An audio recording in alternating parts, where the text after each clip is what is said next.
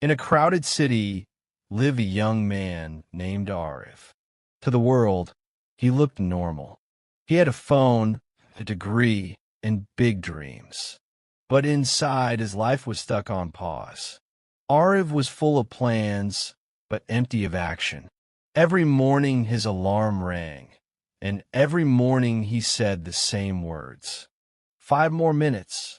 I'll start properly from tomorrow. Tomorrow became his favorite word. He wanted to get fit, but tomorrow. He wanted to learn new skills, but tomorrow. He wanted to change his life, but tomorrow. Days passed. Weeks passed. Years passed. One evening, Arif stood in front of the mirror and barely recognized himself. Dark circles under tired eyes. Slouched shoulders. A heart heavy with regret. He whispered softly, "Why am I not moving forward? Why do others grow, and I stay the same?" There was no answer, only silence. A few days later, Arif lost his job. Not because he was incapable, but because he was inconsistent. That night, he sat alone on the terrace, watching the city lights below. Each light felt like someone else's success story shining in the dark. Just then, his phone buzzed. It was a message from his grandfather, a retired school teacher living in a small town. "Come visit me," the message said. "I think you need a break." Arif didn't argue. He went. His grandfather welcomed him with a warm smile and calm eyes. After dinner, they sat outside under the open sky. Without asking anything, the old man placed two small plants in front of Arif. One looked healthy and green. The other was dry and weak. "Do you know the difference between these two?" his grandfather asked. Arif shook his head. "The green one received a little water every day," the old man said. "The dry one waited for the perfect day when there would be more water, more time, more effort." Arif felt those words hit his chest. His grandfather continued, "People destroy their lives not by big mistakes, but by small delays. They wait for motivation. They wait for confidence. They wait for tomorrow." The next morning, his grandfather gave Arif a simple rule. Do just one small thing daily for your future. Not big, not perfect, just small, and never skip twice. It sounded too simple to matter. On the first day, Arif woke up early and walked for just 10 minutes. That was all. On the second day, he read 2 pages of a book. That was all. On the third day, he wrote 1 job application. That was all. There were days he felt lazy, days he wanted to quit, days when the old Arif whispered, "Skip today, start again tomorrow." But he remembered the dry plant. Weeks passed. Something strange began to happen. Those 10-minute walks turned into energy. 2 pages became curiosity. 1 application became confidence. Arif didn't feel a sudden transformation. There was no dramatic moment. But inside him, discipline was quietly being built. 3 months later, he returned to the city. He was still the same person, but with different habits. He woke up at the same time daily. He worked on his skills for 1 hour every day. He exercised. He stopped waiting for motivation and started relying on routine. 6 months later, Arif got a better job. Not because he was lucky, but because he was prepared. 1 year later, his life looked completely different. His body was stronger. His mind was sharper. His confidence was real. Standing once again in front of the mirror, Arif smiled. This time, not with regret, but with pride. He finally understood the truth. Big success is never built in one day. It is built in small, boring, daily actions that most people ignore. My friend, this story is not just about Arif. It is about you. If you're waiting for the perfect time, stop. If you're waiting for motivation, stop. If you're waiting for tomorrow, stop. because tomorrow never comes. Your future is not changed by big promises. It is changed by small habits done daily. One page, one workout, 1 hour, one step. Start today, because the life you want is not far away. It is just one small habit away. Before the sun rose over the small Indian village, a thin figure was already awake. Raghav lay on the cold mud floor of his broken house, staring at the cracked roof above him. Water leaked through it during the rains, heat burned through it in summer, and cold winds entered freely in winter. This house had never protected him, yet it was all he owned.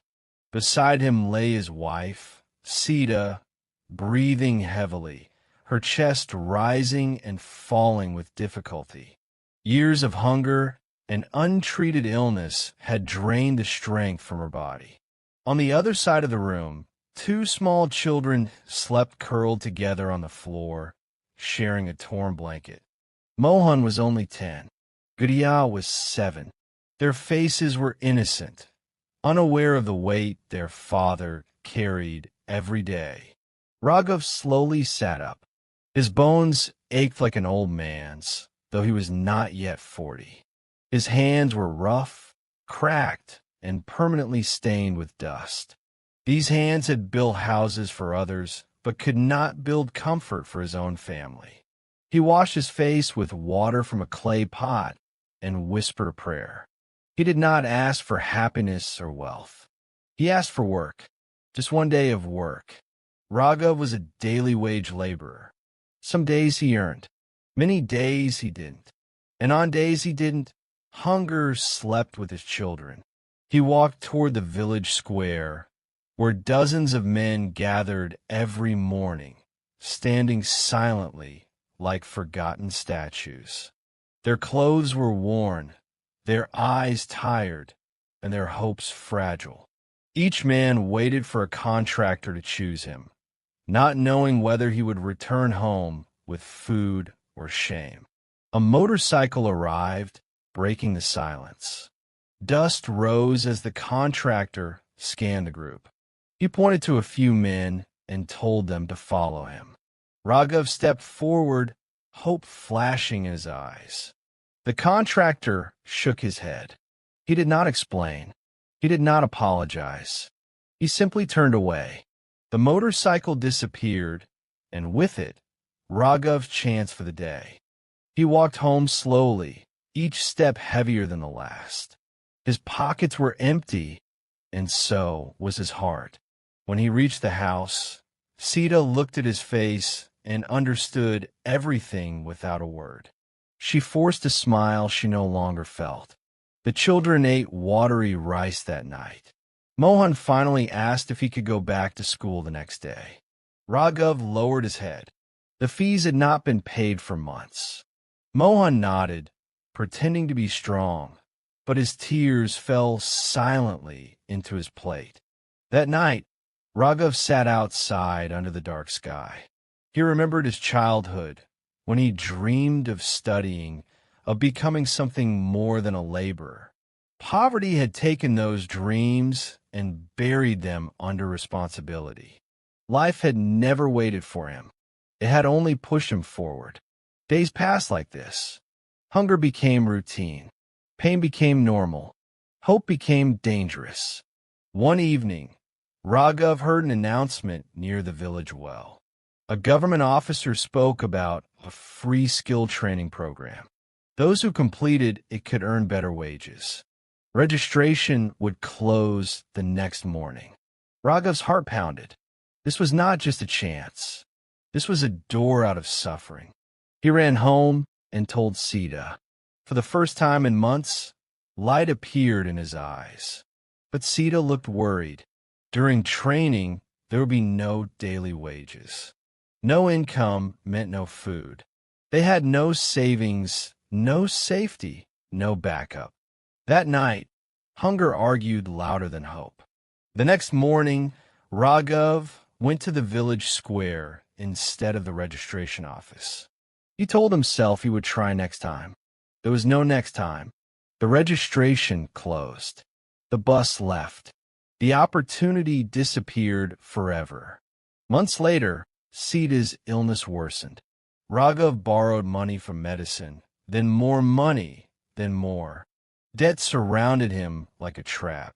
One night, Sita held his hand and told him to take care of the children if she was gone. Raghav begged her not to speak like that. But poverty is cruel. It does not listen to prayers.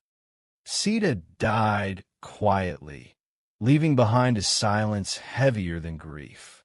The children cried until their voices broke. Raghav did not cry. He had no tears left. He became a single father, a laborer, and a broken man all at once. He worked harder than ever, but pain followed him everywhere. Mohan stopped asking for things. Gudaya stopped smiling. Childhood ended early in that house. 1 year later, the same announcement echoed through the village again. The same training program. The same chance. Raghav hesitated. Fear reminded him of hunger. Regret reminded him of loss. Then Mohan looked at him and said something that changed everything. He told his father not to miss it this time. Those words hit Raghav harder than any hunger ever had. He sold his only goat, the last thing of value he owned. He registered for the program. Life became harder before it became better. He walked miles every day. He studied at night after exhausting labor. People mocked him. They said he would always remain a laborer. But Raghav did not stop. 6 months later, he completed the training. He was no longer just a laborer. He was a skilled mason. His income doubled, then tripled. Slowly, dignity returned to his life. Mohan returned to school. Gudaya laughed again. Years later, Raghav stood outside his own concrete house. It was small, but it was strong. He looked at the sky and whispered his wife's name. Life had tested him. Poverty had broken him. Loss had changed him. But one lesson remained clear. Opportunities do not wait. They come once, quietly, and leave forever if ignored. If you delay today, tomorrow may never come. If a poor laborer from a forgotten village can rise, so can you. Do not wait for the perfect moment, because regret lasts longer than pain. And life does not give chances twice.